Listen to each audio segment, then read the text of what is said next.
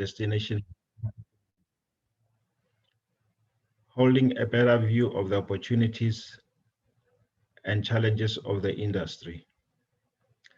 The second series is intentionally designed to build on that knowledge and harness your expert development to ensure that companies are ready to enter the US market when they engage buyers. The South African cosmetics and beauty product sector is one of the biggest personal care markets on the African continent, employing over 50,000 people and contributing an estimated 30 billion rand to the South African economy through both retail and manufacturing. As a result, it is important that we devote sufficient attention to this industry and also to this industry that also employs a significant number of women and is often led by women in the region. During the pandemic, our economy suffered significant losses, both in terms of labor and profit. The cosmetics industry was not spared.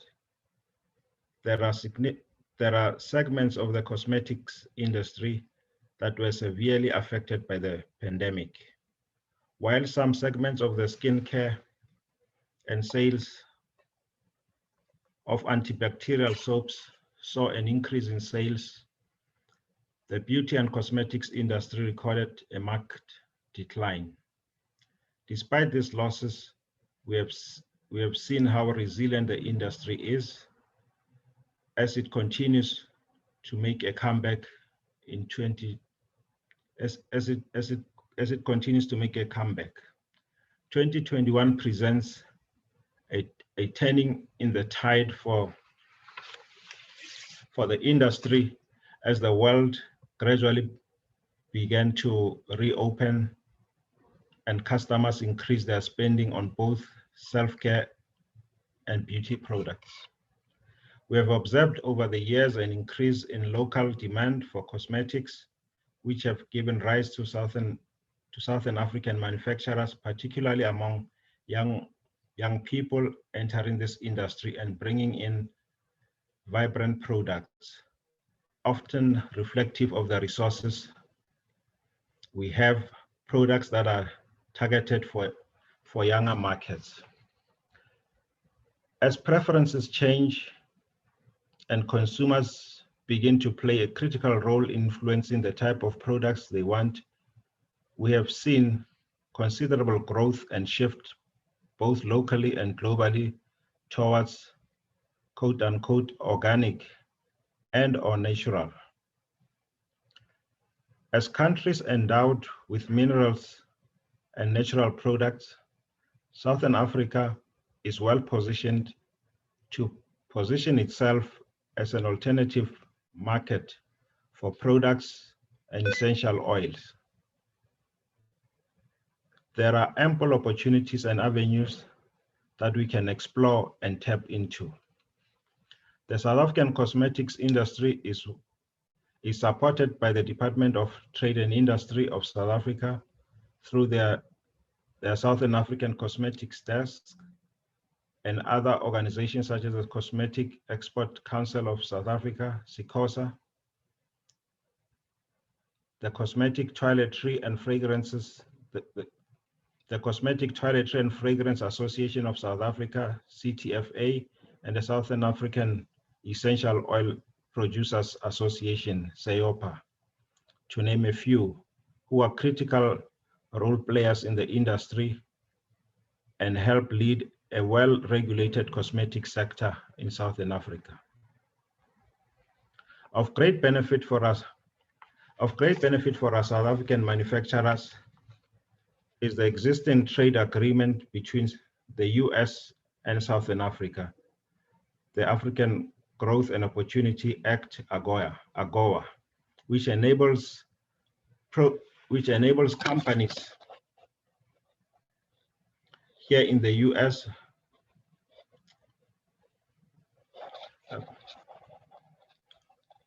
which enables companies that have qualifying products to export quota-free and duty-free to the US. This, together with the availability of raw, natural, and rich minerals in the region, gives us a competitive edge, an opportunity to take advantage of this market access in the US.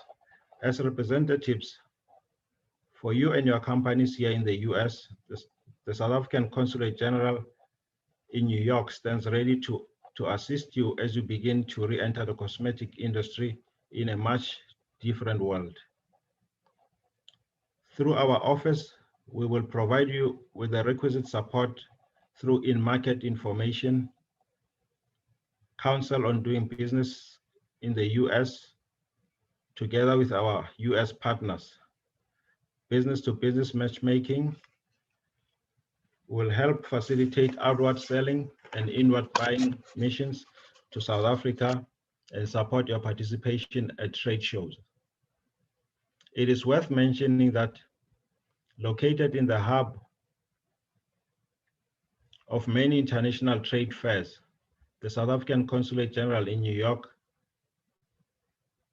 has been instrumental in facilitating a number of government-supported export councils, including the Jewelry Council of South Africa, the JCSA, during their participation at the Jewelers of America, New York, and the NY Now Retail Renaissance shows in 2019, and the International Beauty Show, New York, in February 2020, which was unfortunately canceled due to the pandemic. We have also facilitated and participated in a number of international trade fairs in the last year, taking advantage of the virtual platform to support and create more opportunities, be it through awareness or virtual selling missions for South African businesses.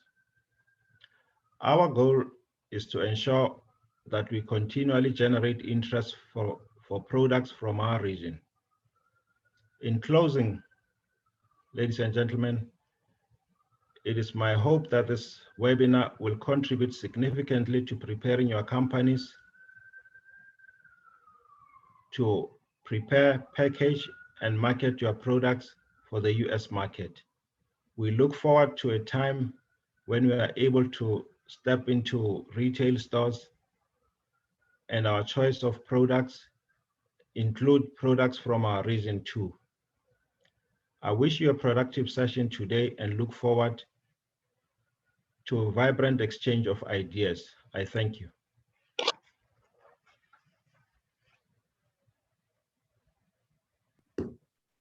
Thank you very much, Consul General. I'd like to invite now Mr. George Makore.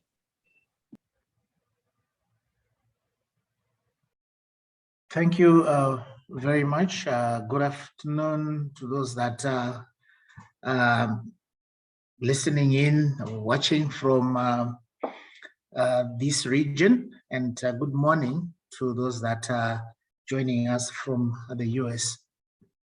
Let me start by acknowledging the presence of Dr. Tawana, the South African Consul General in New York. Thank you very much for those words that you've just shared with us. Mine is really to again highlight to you all what the USAID Southern Africa Trade and Investment Hub does and what role we play in ensuring that we get those exports going to the US. So the USAID Southern Africa Trade and Investment Hub is a USAID funded project that has been in existence since October 2016, and we are based in Pretoria.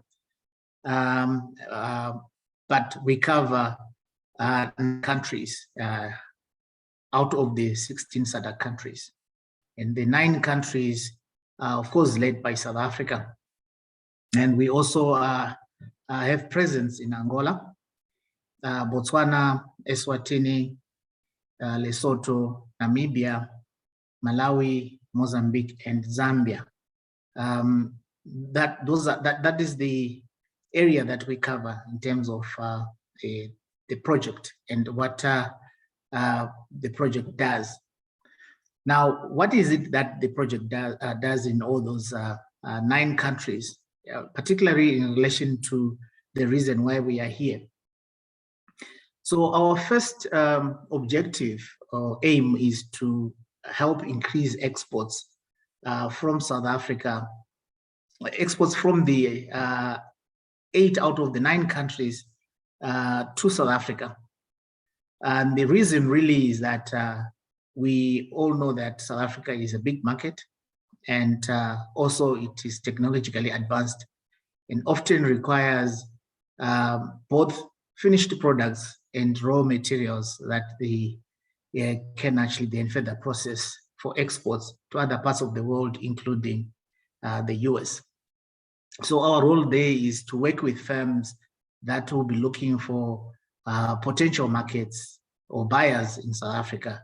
And then we help them to navigate the exports terrain, in this case, assisting with the required certifications, as well as other aspects that will help the companies to trade. The second objective or second aim is to having realized that companies often face a problem of getting the required capital and technology for them to be able to process their products or increase or scale up their production. We assist such firms in identifying potential investors who would be willing to extend their footprint from South Africa into the region and join up or be part of firms that will be looking at getting assistance with capital, be it short-term debt, long-term debt, or equity, so that they can be able to produce more for export. The third objective is actually looking at countries that we work in. And this is also, as was highlighted by Dr. Tawana there, is to take advantage of the opportunities offered through the African Growth and Opportunity Act. And this is a program that allows companies from the region that are producing AGOA eligible products to export to the US duty-free. And this assists the companies to be more competitive compared or when they are being compared against products that are coming from non-AGOA eligible countries. So our role, as in objective one, our first objective there is to work with firms that produce products that are AGOA eligible to be able to help the firms identify buyers in the US and assist those firms to be able to comply with market entry requirements in the US. And that's the work that we do across the region in terms of the 8 countries that we operate in. The other area that we cover is really when it comes to specifically in Zambia, is where we work with the Zambian government and other stakeholders to help the country to comply with the WTO, World Trade Organization, Trade Facilitation Agreement Program.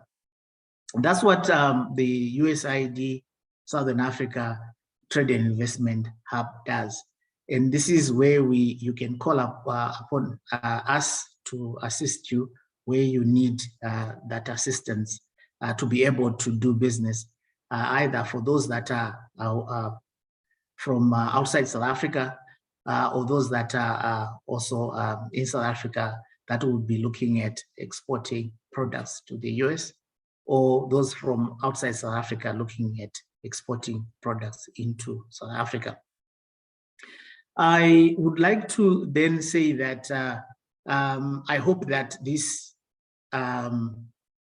event is going to go a long way in helping you to have some of the questions that you have answered, as well as finding opportunities, not only from buyers from the US, but amongst ourselves as exporters and producers, because you'll be surprised how much we can get from each other. And let's use this opportunity for cross-pollination of ideas, as well as sharing views of us to do the business that we are so much want to do. And with those words, I would like to wish you all the best in terms of taking advantage of this event, as well as going forward in terms of exporting products within the region, as well as to the US. Thank you very much. All the best. Back to you, Madam MC. Thank you very much, Mr. Makore. At this stage, I would like to welcome our speakers for the morning, Ms. Liz Hitchcock and Ms. Chris Masimola. Ms. Liz Hitchcock is a seasoned professional in the national and international trade show industry.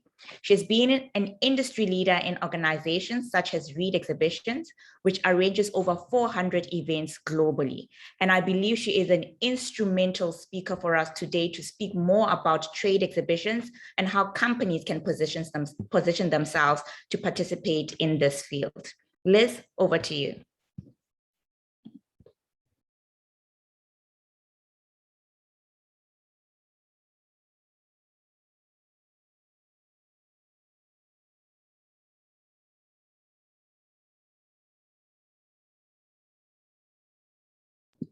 Good afternoon and good morning. I'm just trying to get my,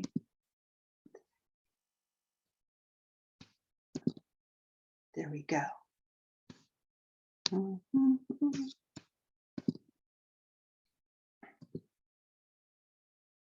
Good morning and good afternoon, everyone. I'm hoping my screen is being seen.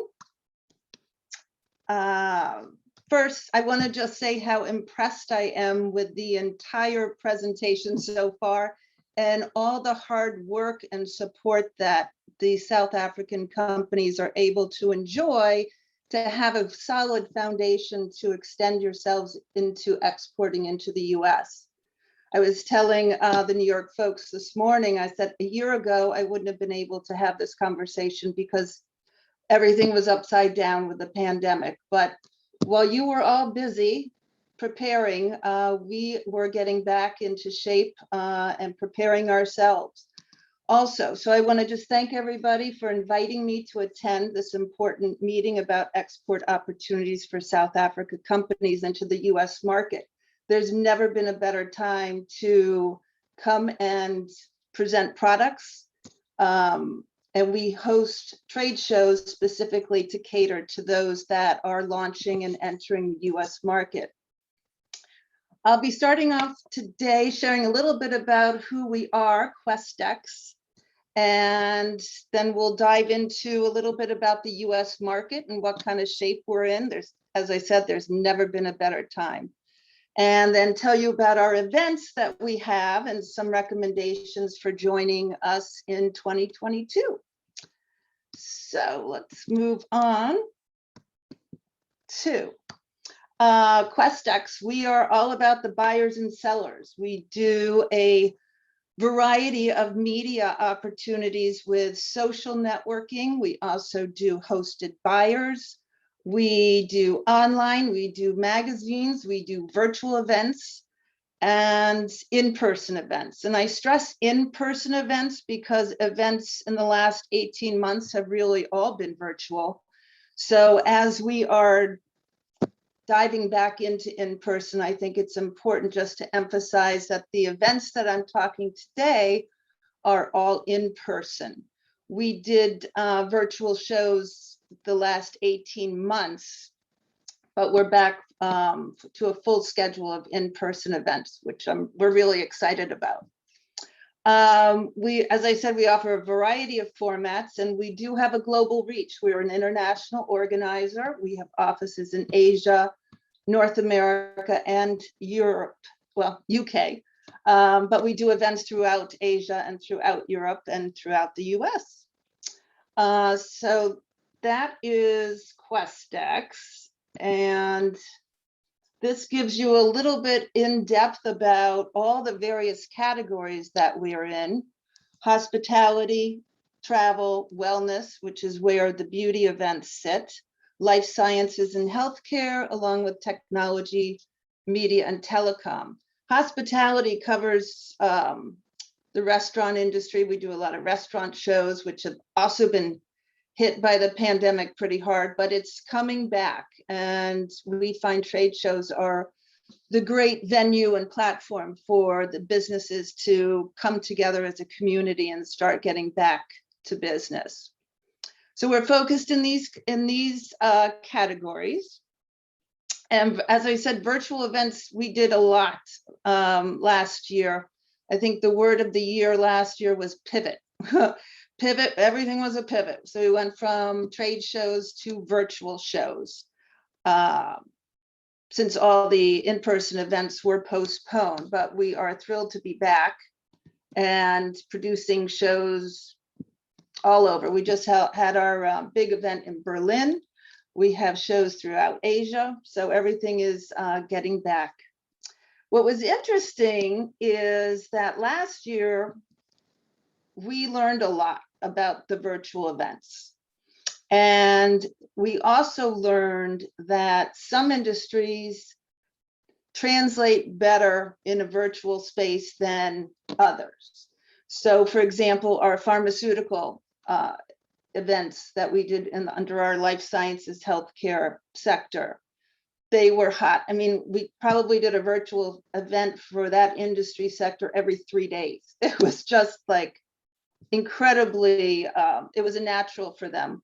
Whereas the wellness, the beauty, the cosmetics, the skincare, and all the products that fit into my group, we did virtual events, but they didn't have the same impact that other industry sectors had. So Questex learned a lot. We learned that we could facilitate and execute virtual events very well. But we also learned that not all of the industry categories translate into a virtual environment. The touchy-feely, smelly experience of the beauty industry is just one of those categories that is successful with in-person events versus the virtual. Not to say that virtual is going to go away completely, but the in-person event is still, for some industry sectors, the most viable entry into the marketplace. Actually, we just did we had a huge event in Las Vegas this past June, which was our skincare and beauty show. And it broke all records. I mean, who would have thought that it was the first show that really got the engine going for the industry? So we were very proud to be part of that. This, I just wanted to kind of give an overall view, and you probably all know it, and I heard some comments of it in the opening remarks, referring to the global economy of this particular sector.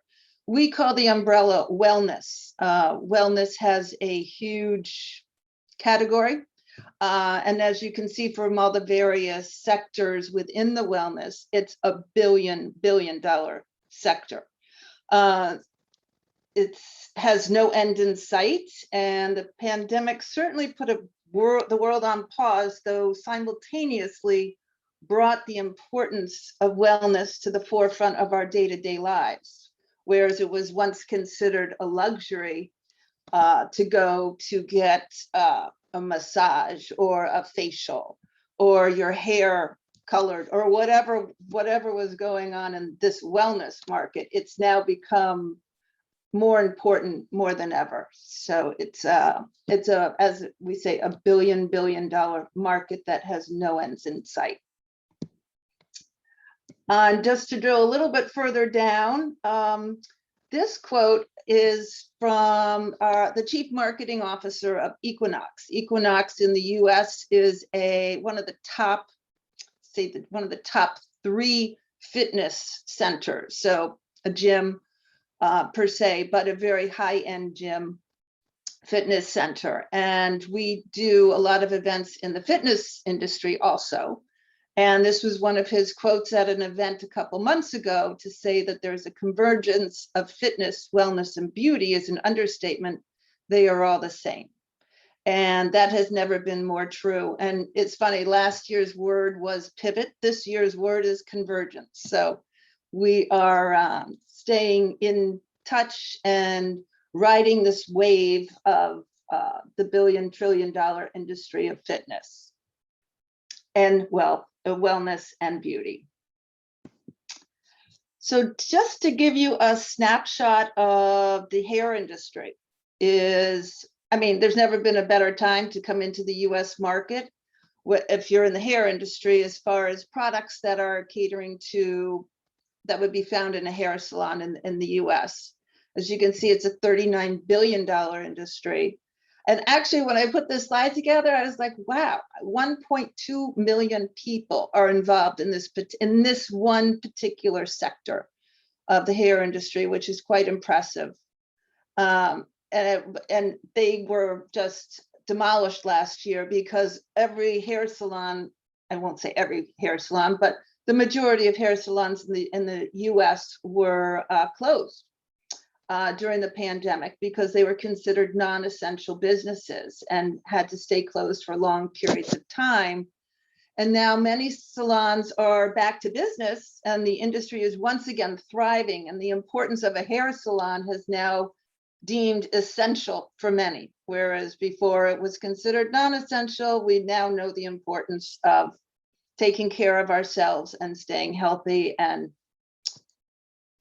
being forward-looking as far as what's coming around the corner. So this is exciting. The industry is in a growing trajectory, and I would think by January, we're going to be probably back to 2019, which was probably the peak of all our industry sectors in the US. So we're excited to be part of that growth and helping the hair industry get back on track through our trade shows and our magazines.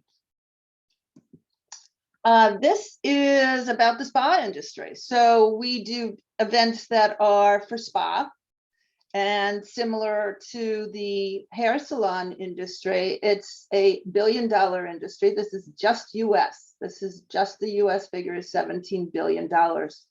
And as you can see, it has a 42% growth for this year, which is unbelievable. And again, those, during the pandemic, it was completely different. And now it's on, the path to be amazing and transforming the US into the importance of wellness and the whole importance of mind, body, and spirit. While it was once considered a luxury, it's now forefront and it's become a necessity. And the US market is very, very aware of health and wellness along with beauty. So these are our products. These are our events and our magazines and websites that cater and dedicated to the beauty, spa, and wellness. Our brands include the American Salon Magazine. We also have the International Beauty Show. We have the Spa Industry Association, American Spa Magazine and website. And then we have the IECSC trade shows and our Spa Tech event, which are hosted by our programs. We have our leading magazines, and together with our in-person events, IBS and IECSC, it's a combination dedicated to serving these industries with a loyal following of attendees, exhibitors, readers, and advertisers. We also recently acquired the Spa Industry Association, which has a global reach of 72,000 spa professionals.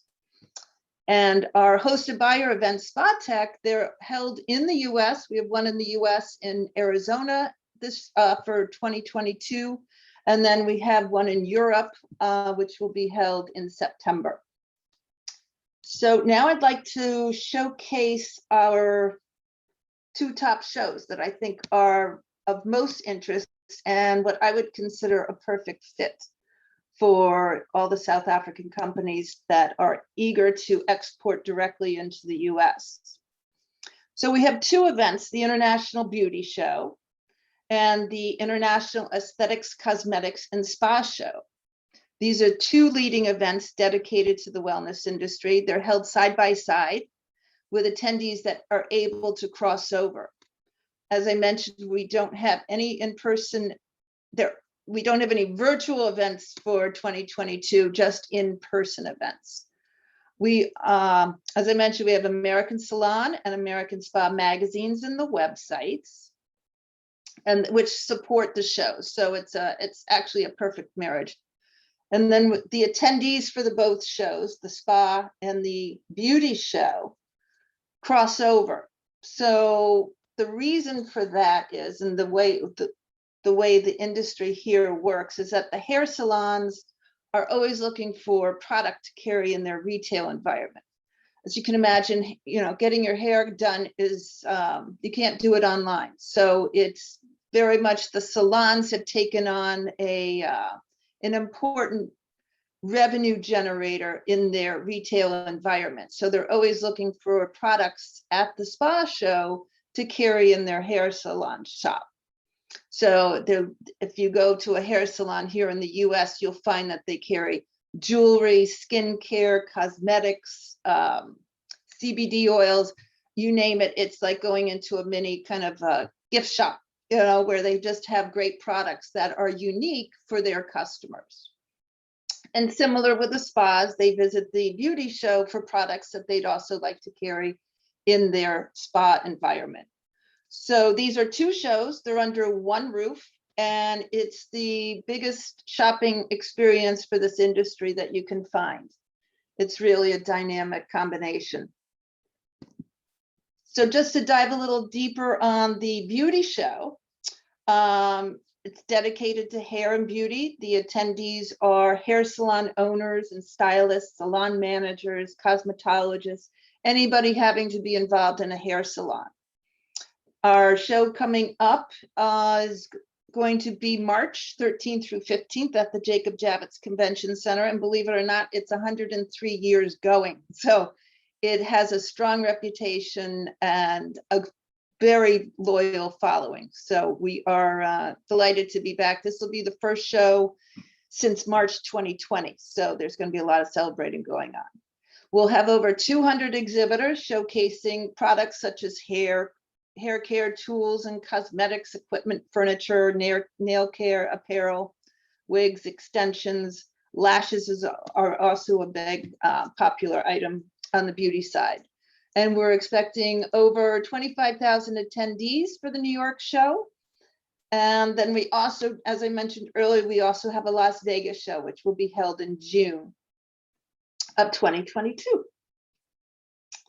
And then just to give you a little bit more info on the spa side of the Javits Convention Center, the IECSC show is all about spas.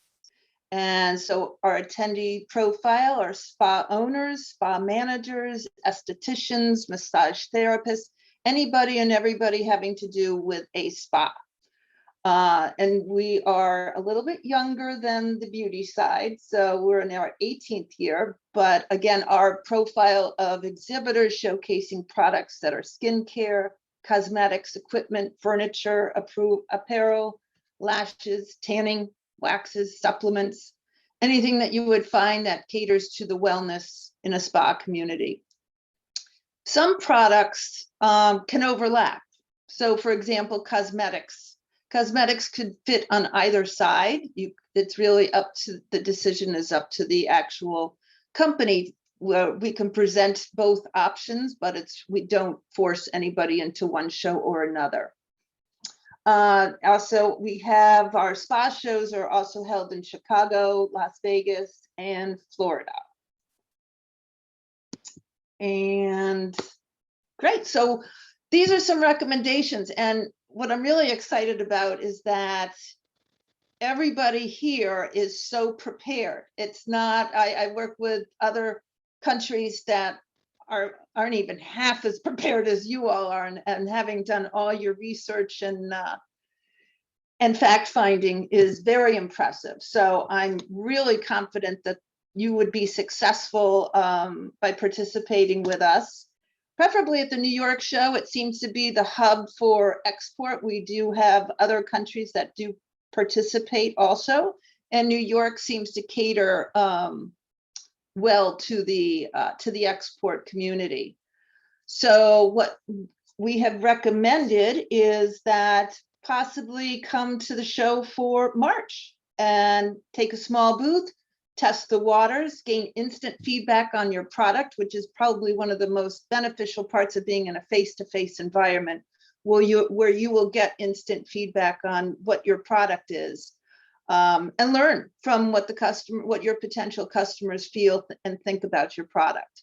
Also a chance to meet US distributors, and you get to sell product. That's the one thing about our show, is that you're able to get your product in the hands of your customers instantaneously. So you can actually sell product directly from your booth. Not all shows permit that. So that's one unique item for our events, is that we do offer the opportunity for selling on the show floor. And, you know, trade shows are probably the #1 cost-effective and influential way to enter into a new market. As far as exports go, it's a great way to infuse into the industry and be among your peers. And I can tell you from the organizer's side of the coin is that we value and appreciate the international participation, and we actually promote that as a must-see feature in the shows to all the attendees that come. So while you have your own support system, which is great to promote your presence at the show, we also take great pride in promoting you as a must visit, because the US market is always interested in what's happening outside the US. So you, just by nature of being there, you'll be a very popular visit from all the attendees. And also by coming in March, it'll give you an opportunity to evaluate for which side of the show which side of the building you want to be on, so to speak, the spa side or the beauty side. And we can do both. We can have splits. We could do a pavilion in one and a pavilion in the other, whatever everybody decides. We're delighted and eager to work with you. And then just to let you know that we do have the magazines and the websites to also support and promote your exposure into the North American market. So and our contact information is there. I want to thank you all for your interest and attention. I look forward to welcoming you to New York. And I want to thank the hosts in New York for inviting me and including me on this important meeting. And I look forward to your questions in a little bit.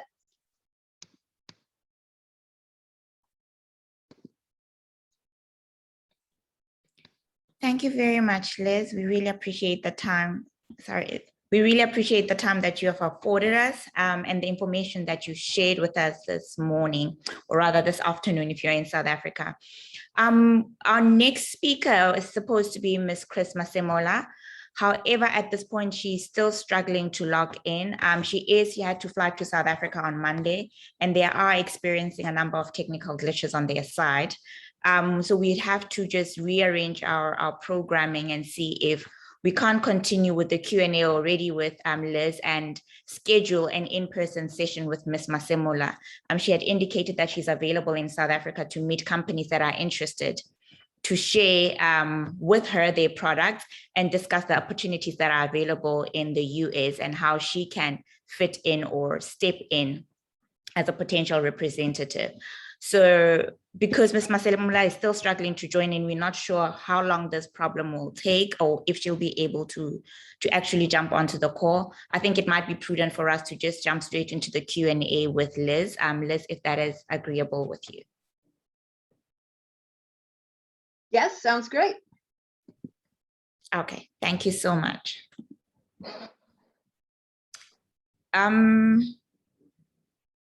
So I think the first question that we have here, and I don't think it's a question that you can answer, Liz. I will hand this over to both Cos, and I'll also ask my colleague Bing to step in. But the question is from, we don't have a name.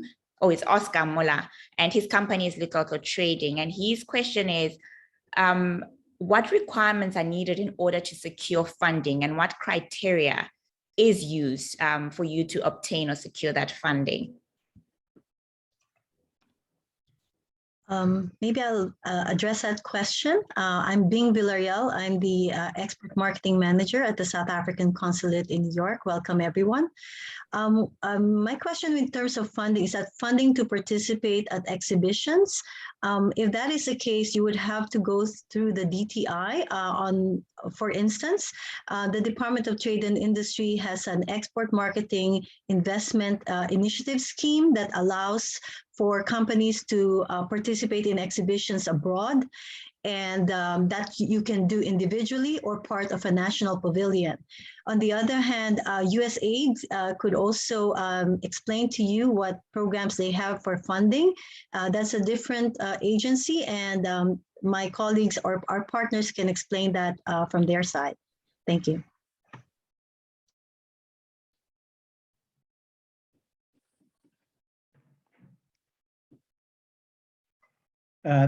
Thank you very much, Hofi and Bing.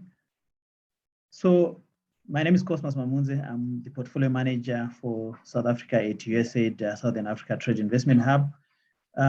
Just to say that we, as a project, we do not provide funding, but we support firms. So if the company would want to meet FDA requirements, such as labeling, for example, then we can cost share with the company.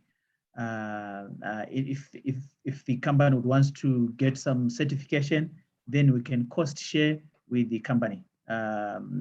Usually it's 60% by USA Trade Hub and 40% by the company. But the short answer is we do not provide funding, but we support firms on a cost sharing basis. Thank you. Thank you so much, Cos. Thank you, Bing. The next question is from Georgia, and she's asking, do your members have interest in an ingredient such as polished marula oil for cosmetics manufacturing, to order with Southern African oils and other ingredients, or just finished consumer goods? Maybe that portion, maybe what proportion of each would they be interested in? Good question. Oils are, so I guess the question is it raw product or is it the finished product? The shows that we have, it's primarily finished product, but that's not to say that there wouldn't be interest, maybe even from other exhibitors, in interest in purchasing the ingredients directly to have in their product. So I'd say 90% is finished product, but there is opportunity to promote raw materials for sure. Thank you so much. I hope, Georgia, that answers your question. The next question is from Denise. Is there anything we can do to gain exposure before in-person exhibitions in the next year? So what instruments or steps can companies take to ensure that they are exposed to the market before they actually come to the trade exhibitions? Yes, great question.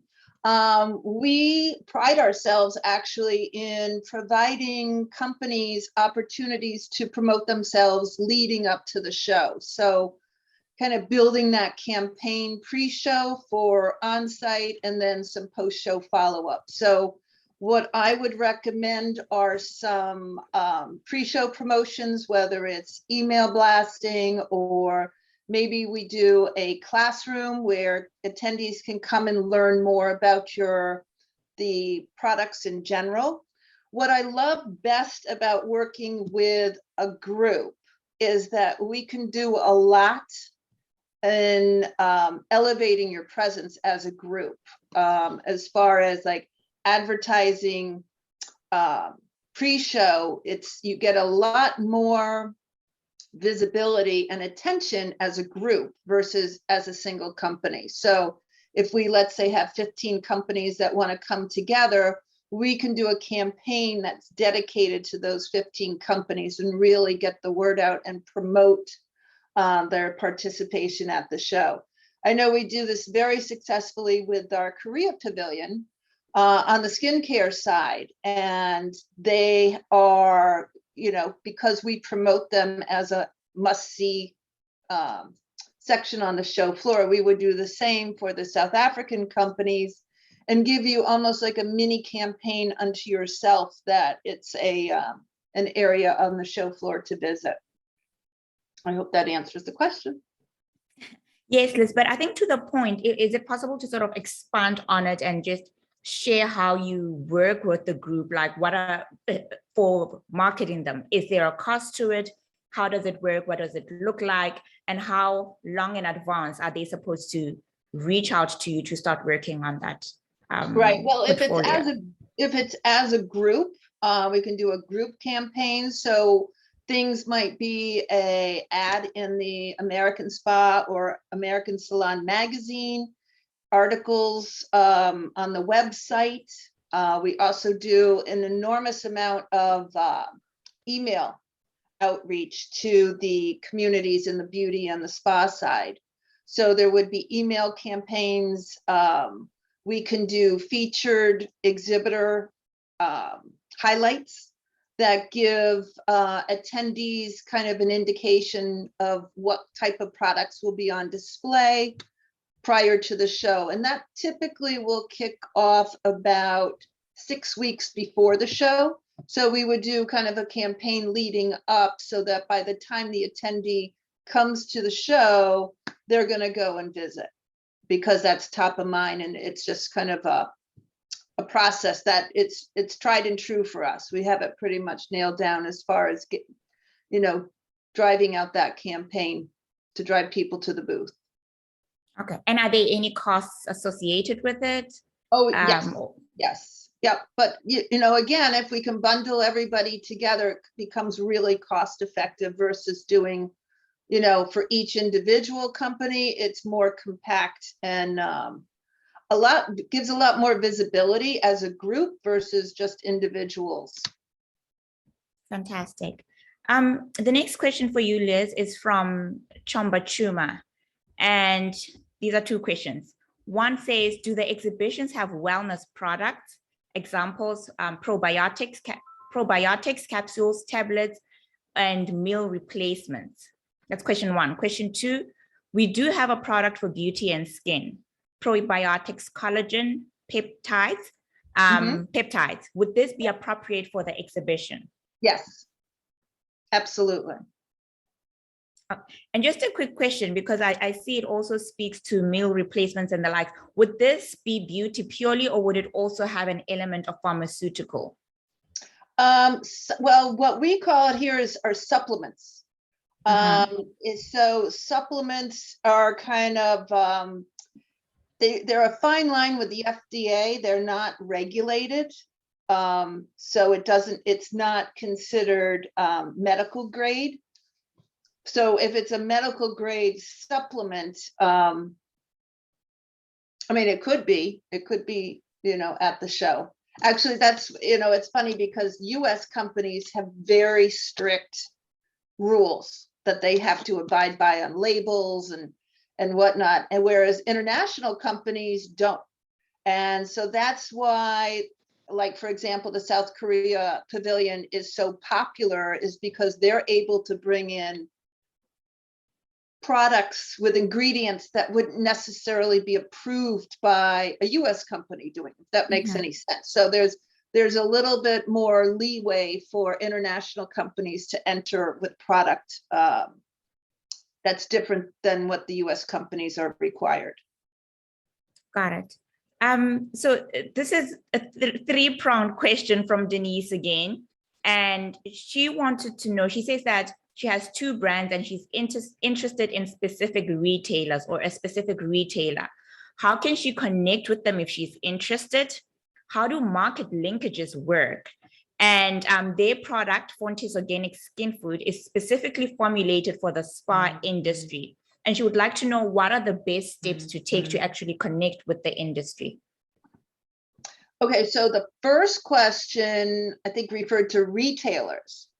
And our show, we don't cater to retailers because the spa and the beauty industry is unique in that they're kind of old school. They're not, they don't go the typical channels of distributing at, you know, the local drugstore. They try to stay very unique. And so you wouldn't find necessarily everything that's at the trade show. All the companies that exhibit their products at the show aren't typically found at retailers. They cater very much to their industry support. So for example, skincare products, you wouldn't find them necessarily in a Neiman Marcus or a Macy's, but you would find them at your spa. So they try to make that relation, and the industries work really hard at keeping and maintaining those relationships, because they don't want a, you know, like an Eminence organic skincare line showing up in Neiman Marcus. That's not where Eminence wants to be. They want to be with their spa partners and supporting that community. And similar with the beauty side, they're very much committed to, you know, keeping with the salons. And I'm sorry, what the second part of the question? How do market linkages work? What is market linkages? So I think it's linking with a specific market. And I think it's exactly what you were speaking to. So if Denise is interested in working with the spa market or the skincare, the specific market, how would that work? How would you bait them and ensure that you're actually able to enter that market? Yes, come to a trade show. I mean, it's the oldest on the planet, you know, as far as how to do business, but it's going face to face, being in that community, which is at a trade show. And our trade shows are, as I said, the beauty show is 103 years old. But there's a lot more that we offer, and I didn't want to waste too much time talking about it on my presentation, but our events are popular not just because of the product on the show floor, but we as the organizer also provide an enormous amount of education that is held concurrently with the trade show. So the attendees that are coming to the show are coming for, you know, to attend the conference program. Exhibitors also have their own demo classrooms. So there's a lot of dynamics going on under the roof, in addition to the trade show. So there's the trade show and the conference program. So the attendees that are coming, they're all spa. It's not open to the public. It's just everybody in the spa or the salon industry. So to get in and connected to the market is starting off with a trade show. That's going to be your best introduction. Okay, thank you so much. Mm-hmm. The next question is from Yolanda, and I'm not sure if you'll be able to respond to this. You can try, but I'll also give a response. What requirements or certification do you need for your products to be sold abroad? Do you have standards that must be followed for products to be approved? Yeah, we don't, we're not the police of, we don't read labels. That's not our thing. So as long as all companies are welcome that have product that's part of the spa or beauty market.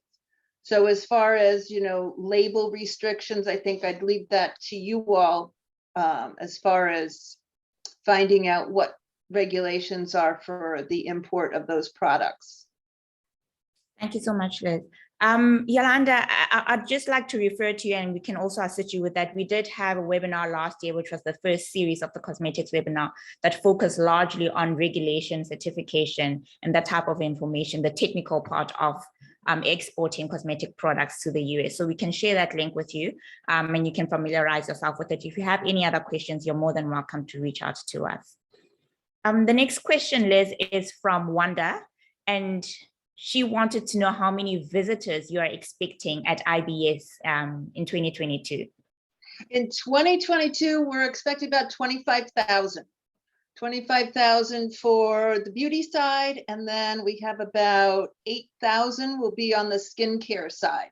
So when you combine it, that's about 33,000 attendees over the 3 days. It's busy. It's a busy show. I'll actually send a video. It's too long to play on the presentation, but I'll send some videos to give everybody a feel for what the event's all about. Great, thank you. And a question from Kim. What's the sentiment in the US with regards to non-vegan cosmetic products? For instance, products that contain crocodile oil, which is fully licensed and legal. Fully licensed and legal in South Africa? Or I would imagine that is yes. So Yeah. it's it's legal in Southern Africa, but Yeah. she wants to know what is the sentiment what's the sentiment? Yeah, in the that's US a good market? question. That's a good question, and it's sensitive. It's vegan is a big thing here in the US. So it's crocodile oil, you know, as long as there's no harm to the crocodile, I think it would be a good sell. But if it's sacrificing animals for a product that probably would not, I mean, wouldn't be completely horrible, but I don't think it would be probably as excited to be by the attendees. They're very sensitive. Vegan is, you know, it's a big thing. And, you know, products that are 100% natural, and yeah, it's a big, it's a big wave here. Thank you, Liz. This question I'd like to direct to Kos and Mr. Makore, if they're able to just come on screen. But it's from Kogita, and it says, please elaborate on the duty-free to export to the USA. And that is the AGOA agreement that we spoke about, that the Consul General spoke about earlier, and that Mr. Makore also touched on.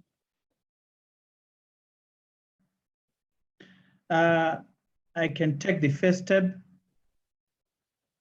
Right, thank you. So thanks for the question. So when you talk AGOA, the African Growth and Opportunity Act, which allows 6,400 plus tariff lines to enter the US duty-free, largely quota-free. So what it means is, I will give an example. If you exporting perfumed bath salts to the US, normally they would attract 5.4% duty in terms of based on the value. But now if you are exporting to under AGOA, it means that duty, that 5.4% is waived. So what does that mean? It means that your product is more competitive. It means your buyer is not going to pay duty. Your product is more competitive. I think in a nutshell, that's what it means. I will leave it to my colleague, George, if you'd want to add.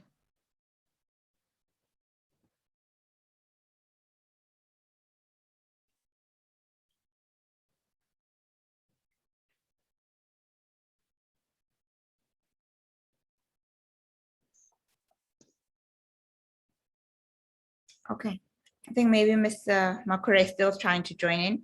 Liz, this is more of a statement. Oh, there he is.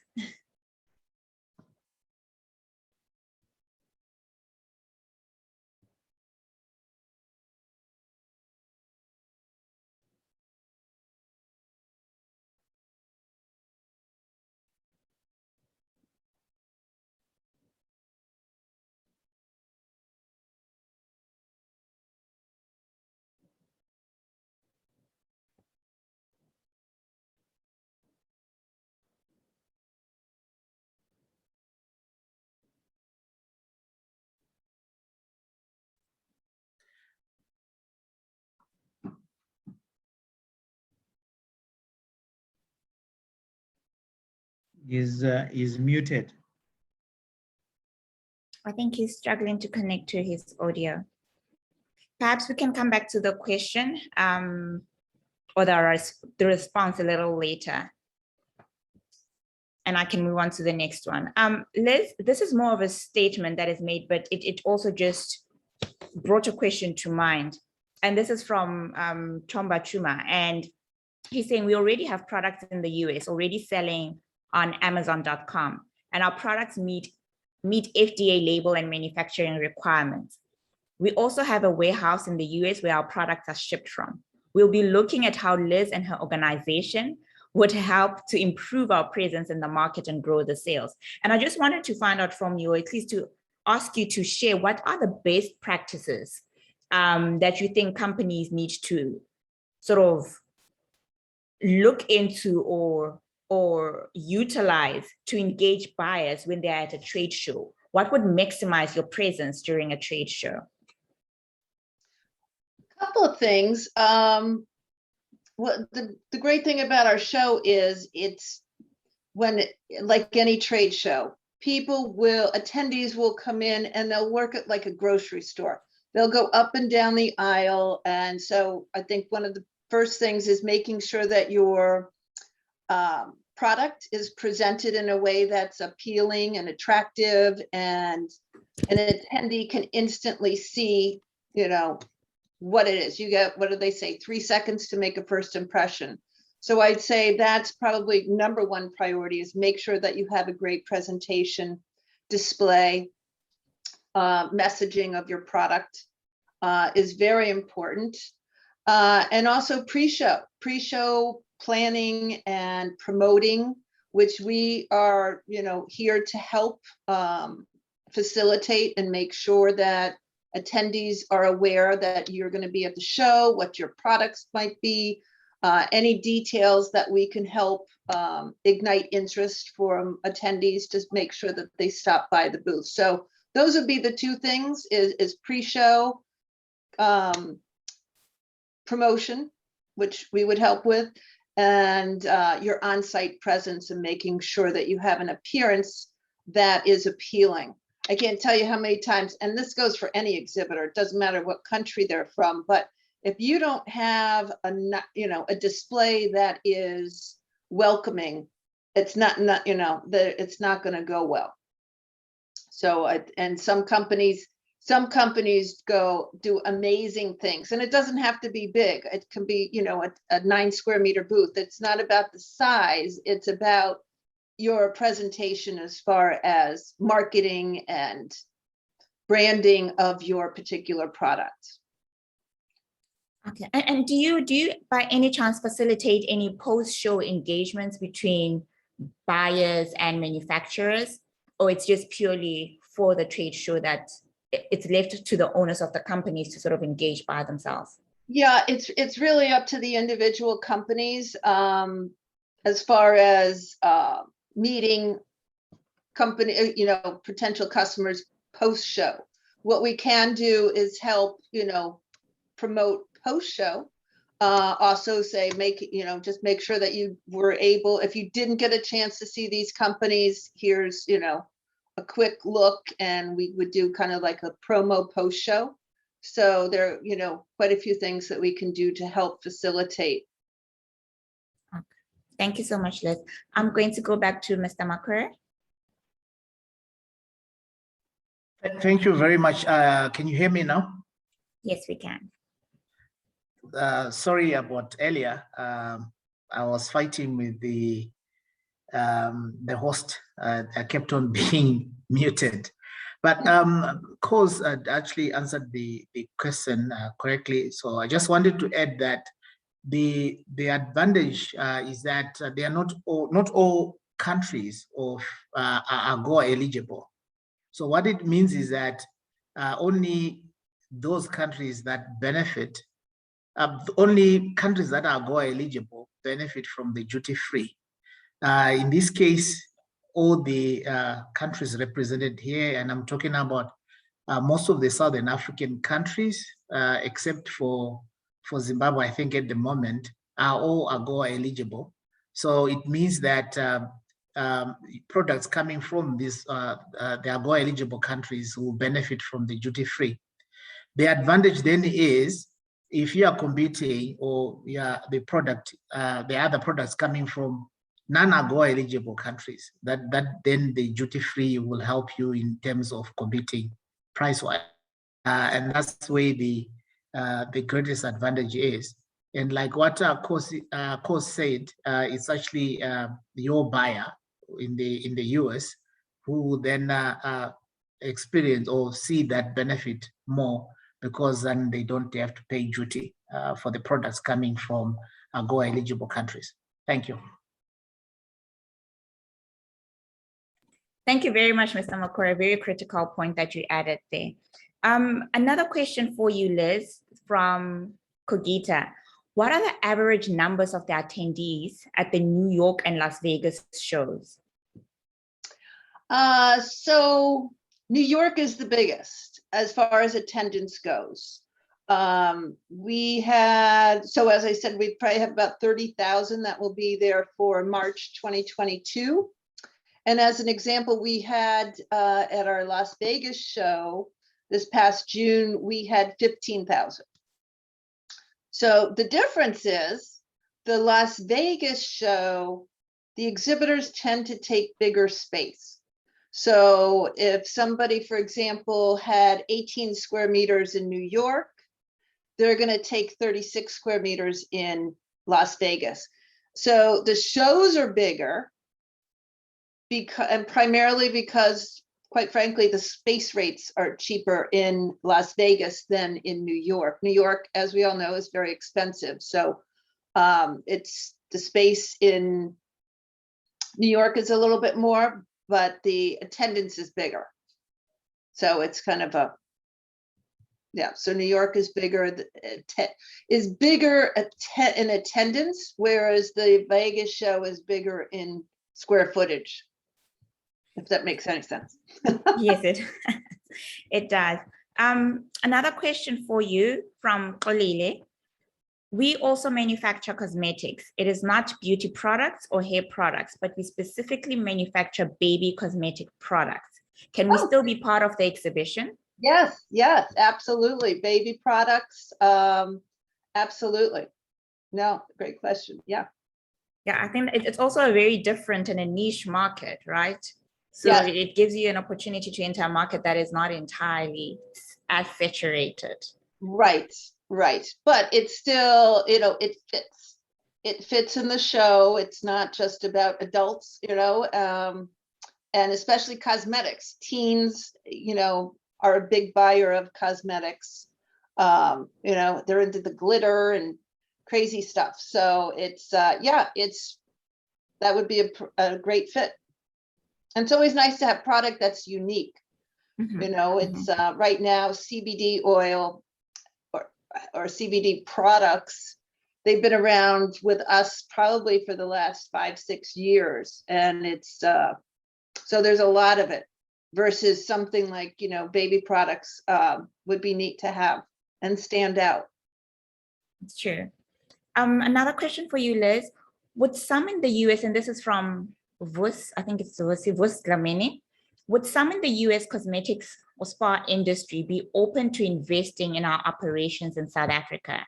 Example, buying a stake in our company or sourcing, I think that's the question, where the question is going, extracting essential oils. Yes, there might possibly be a lot of interest for US companies in going into the natural raw products that they typically couldn't find, you know, so absolutely, there's great opportunity for partnerships. Great, thank you so much. Kos, I'm going to send this one back to you. This is from Kogita again.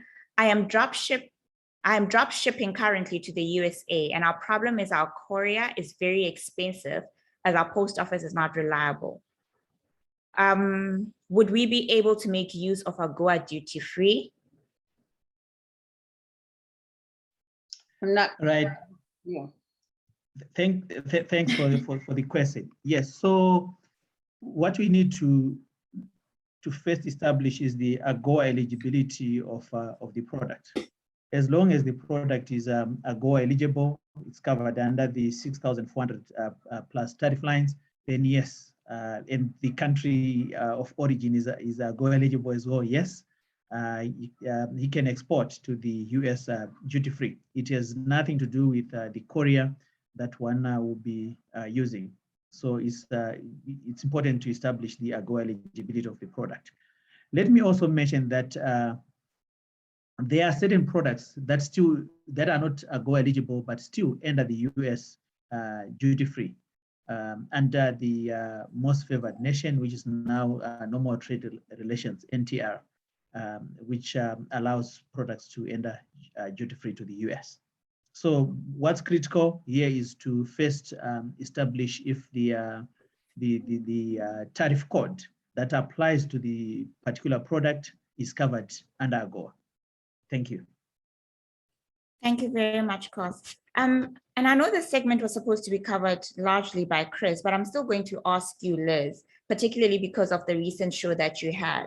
What were the trends that you picked up with the recent show in terms of preference, buying? Has there been any changes in the industry in terms of what customers are looking for, what their buying trends are? Like, what did you pick up from the current show that has shifted compared to past shows?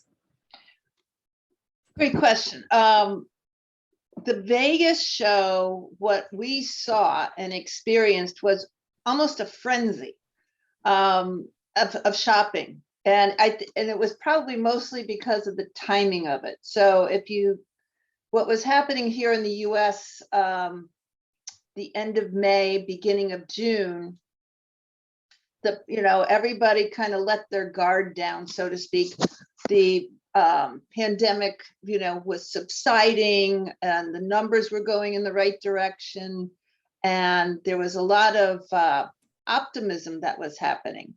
And so each of the United States, each state kind of does their own thing, so to speak. And each state some were being more cautious and others were just, throwing parties. And Vegas was throwing parties as of June 1st. And our show was held 2 weeks after. And so people were coming in from all over because it was in a venue that was what we considered open. Masks weren't required, vaccinations, there was the Delta surge hadn't kicked in. So that little time frame between June and July was, everybody was back to normal. I mean, it was the shopping. The exhibitors came to us and said this was the best trade show that they had ever had, period. And that was, that was coming from exhibitors who had been with us for, 20 years. And to say that particular show was just off the charts was just an indication of the pent-up demand for product. So, as we're here in the States, we're kind of on the downslope, so to speak, of the Delta surge. Things are improving again. Of course, everybody's still being cautious, but we're anticipating that by March, it's going to be, behind us. And that, again, the beauty and the spa industry will be uniting and have that pent up demand for shopping and getting new products. Sorry, thank you. And any products that you think fared better at that trade show than others? Were there any specific products that were particularly of interest to buyers? A lot. What seems to be happening wasn't quite prevalent in June, but I'm seeing it now percolating for what's going to happen in 2022. It's product that it's equipment mostly. It's equipment that they call it biohacking, and so it's whether it's LED lighting or whatever products that they're coming up with, is what they're saying is that it's going, because of all the technology that we've become exposed to, right, between cell phones and computers and everything's Wi-Fi, is that our bodies are actually underneath breaking down. And so they're coming up with these products that are stimulating the body's cells so that it reinvigorates and, you know, re-energizes and reassembles the RNA of your system. Now, you know, snake oil salesman, I don't know, but that's it's a popular trend that's happening here at the moment, is just trying to, again, part of the wellness and these companies that are coming up with products that are, you know, re-energizing people's energy level through whatever their products are. So that's something that's coming down the pike as a trend. Skincare, as far as organic, natural, vegan, is still a very popular trend also. Fantastic. Thank you so much, Liz. One last question. This is also from Yolanda. I would like to ask if raw ingredients can be exported. If your company cultivates and supply both raw and finished products, are they able to export it to the US? I think that's an export question that I don't think I could answer. And I think perhaps what Yolanda was also trying to get to is, would these products be the raw ingredients? Would they find a platform at the show, at trade shows? Yes, I think so. Whether you'd be selling and introducing it to another company that manufactures skincare, also finding a distributor that might, you know, want to represent you in the US market, or, you know, spas, or, you know, if it's a raw product that, you know, has use for, you know, just topical. Yeah, I mean, it would be the place to test it out. It would be the place to kind of get, you know, immersed into the industry and really get into, you know, the inner workings of it. Thank you so much, Liz. Thank you for all the information that you've shared with us, your expert knowledge. Well, great questions, all of them. I'm so appreciative of it. Yeah, it's great. Thank you. We really appreciate it. And we do look forward to being able to tap into your knowledge and your skills as we work together with our Southern African companies to bring them to the trade shows in the US. And we will definitely be reaching out to you. Wonderful. Thank you. I'd like now to hand over to Kos to just share with us the next segment about upcoming events that the USA Trade Hub will be hosting. Kos, over to you. Thank you very much, Hofi. So, USAID Southern Africa Trade Investment Hub, and in collaboration with partners, we've conducted a number of webinars, and these are available, including when it comes to the cosmetics one, including the one that we held. It's also available on our website. I'm just waiting for, yes, thank you very much.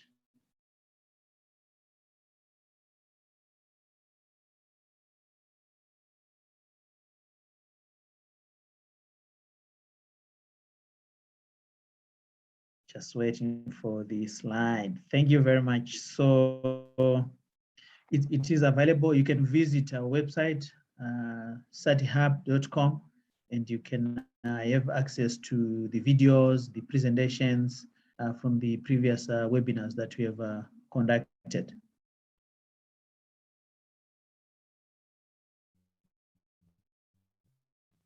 Right, so, and we've got events that are coming up. One has just been concluded, which is the SADC Marketplace and B2B event. It's been concluded, but it's worth mentioning because we had firms from 14 SADC countries and participating in the two-day event, meeting with buyers.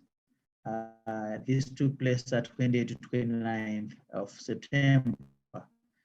And an upcoming event, October, these are the events that we have at the moment. We can move to the next slide. Right, George mentioned that we cover 9 countries in Southern Africa. The latest edition is Angola.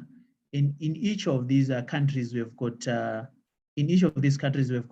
country teams led by a country representative. So if you are from any of these countries and you need to follow up on these, on how to engage with USA Trade Hub, how to export to the US or even to South Africa, please feel free to reach out to our country representatives as listed on that slide. So Angola is covered: Angola, Botswana, Eswatini, Lesotho, Malawi, Mozambique, Namibia, South Africa, and Zambia. Those are the 9 countries.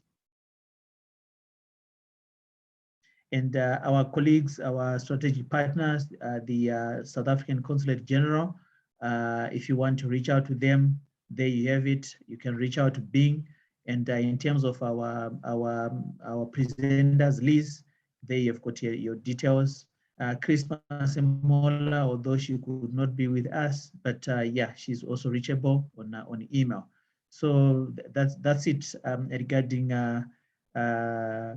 how we can take this forward in terms of still continuing to engage, to reach out to us, to see how best we can support, help to export to the US. Thank you very much. I hand over to back to you, Haufi. Thank you. Thank you so much, Koth.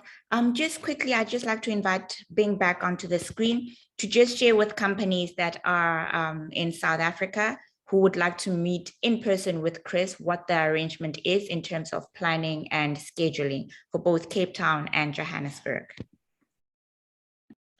Hello, everyone. I just want to make everyone aware that Ms. Masimola is currently in South Africa, and she will be staying in the Johannesburg area till next Tuesday. So companies who have reached out to us have received an email, particularly those who are within the area, that meetings will be arranged through the assistance of Kos and Doreen from the Sati Hub team. And for those that are, she is also looking to travel to Cape Town, although that's being confirmed. And if that is the case, it will be coordinated again with Kos from USAID and Ruby from Westgrow. So those will be your point of contact. She will be staying probably in Cape Town for another 3 days. And if you want, she's made herself available for one-on-one consultation, product assessment during her visit. And again, if you have any questions with regards to any other matters, trade inquiries, you're welcome to reach out to the consulate and our partners at USAID. Thank you. Thank you very much, Bing. With that, I'm going to hand over to my colleague, Consul Mzwanele Langa, to deliver our closing remarks.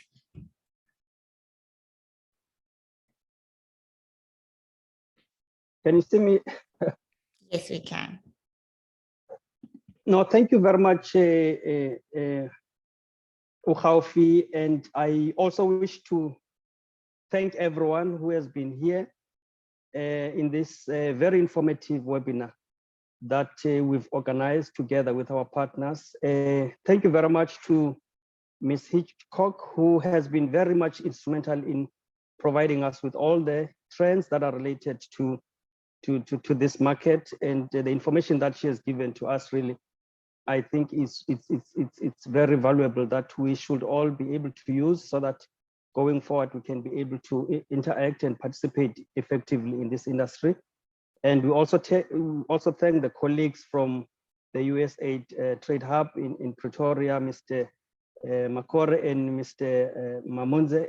Thank you very much for your participation, and also the information that you have imparted with us in terms of the programs that you have and the support that you are also providing to various companies. We truly appreciate, and we hope that there'll be a lot of people visiting your offices and also interacting with you, so that they can be able to use whatever instruments that you have.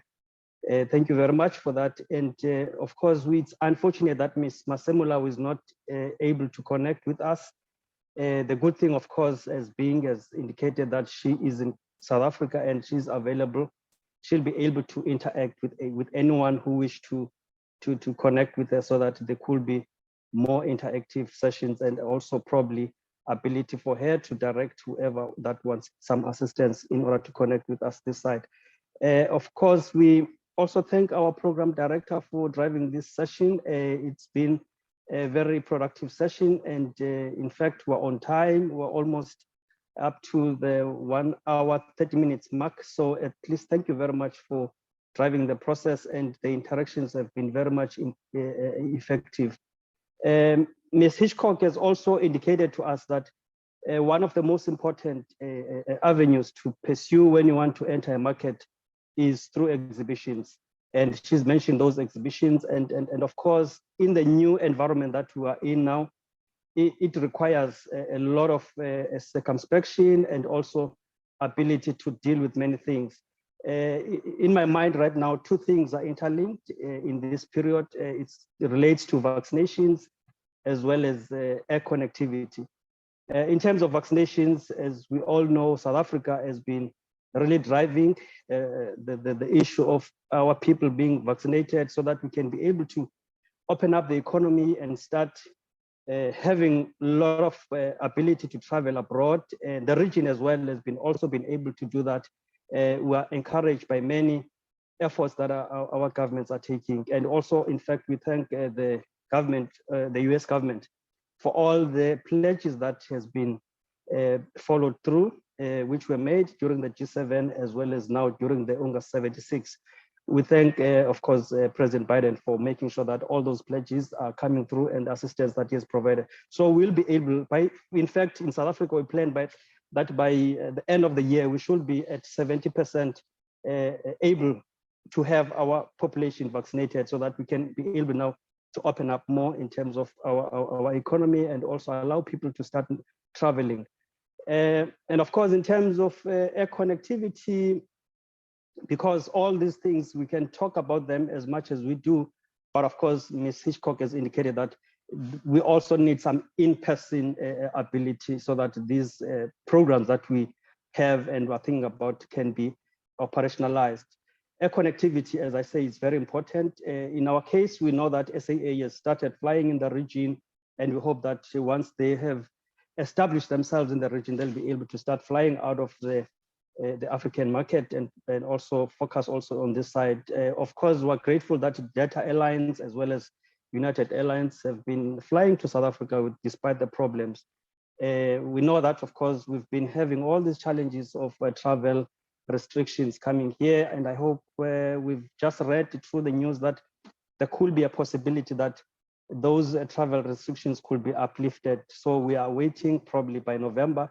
If that is true, we hope to hear those good news, and so that at least we can start traveling between the two countries and ensuring that whatever we're discussing here today really does materialize. Thank you very much. I would also like to indicate to you that last week on Friday, our minister launched a cultural center here in our consulate. And probably as you are coming to New York, you can also visit us and probably be able to exhibit your products here. We will be able to welcome you and assist you. And we thank you so much for participating, and we're looking forward to having you in our next series. I think I'll give it back to Ukhafi. Thank you very much. Thank you very, very much, Ms. Onele. Thank you to all our participants for joining us this morning. It would be remiss of me to not also thank our partners, SICOSA, SIOPA, NANENSI, and NPAB, and of course, USH Trade Hub. We are really, really grateful for the support that you continue to show to us, and we look forward to working with you on the last and final cosmetics series that will be directly with buyers. To the participants, we look forward to seeing your products in the US. And if you're interested to get more information, or if you would like to engage with Ms. Masemola and are unfortunately not in South Africa at the moment, please feel free to reach out to us and we'll arrange a Zoom call for you with Ms. Masemola. With that said, have a lovely evening to everyone. Goodbye.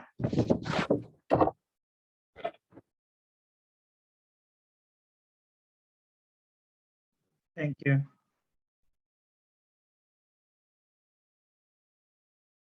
Thank you very much. Bye-bye. Thank you, everyone. Thank you, Liz.